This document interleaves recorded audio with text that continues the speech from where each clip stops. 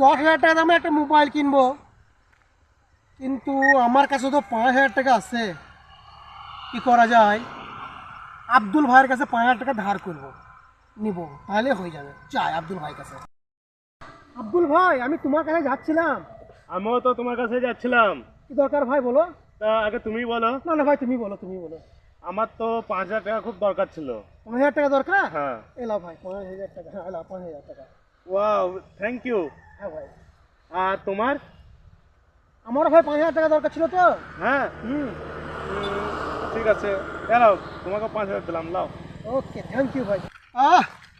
5,000 আমাকে ছিল, আর আব্দুলের কাছে 5,000 নিলাম, তাহলে তো আমাকে 10,000 হয়ে গেল।